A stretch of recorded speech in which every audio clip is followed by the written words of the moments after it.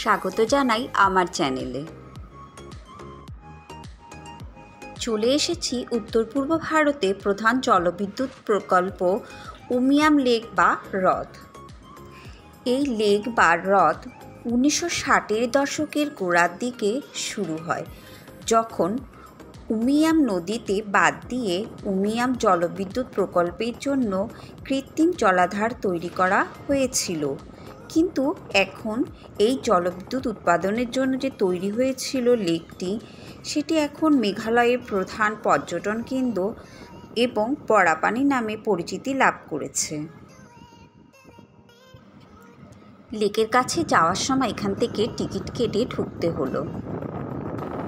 এখানে অনেক সুন্দর গাছগাছালি রয়েছে আর পাশে রয়েছে ছোট ছোট অনেক রিসর্ট, সবুজ সুন্দর গাছ আর রাস্তা। এখানে কার পার্কিং করে এবার ভেতরের দিকে প্রবেশ করলাম। খুব সুন্দর লাগছে, সুন্দর পরিষ্কার পরিচ্ছন্ন সরু রাস্তা, চারিদিকে সবুজ বন, অপূর্ব সুন্দর লাগছে।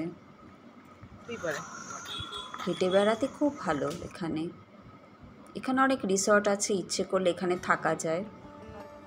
বোটিংয়ের ব্যবস্থা রয়েছে, এখানে অনেক বোট থেমে আছে, খুব সুন্দর।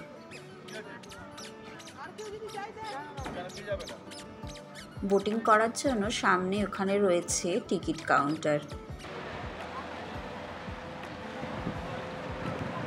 এই জলাধারটি মানুষেরই তৈরি।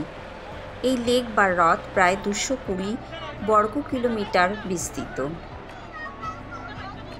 ভারতের মেঘালয়ের সবুজ পাহাড়ের কোলে অবস্থিত এই লেক অন্যান্য লেকের তুলনায় আলাদা, ছবির মতো সুন্দর।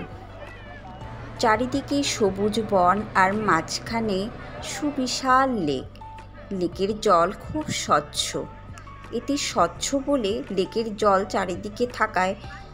চারিদিকে থাকা সবুজ গাছগাছালির ছবি ফুটে তুলেছে।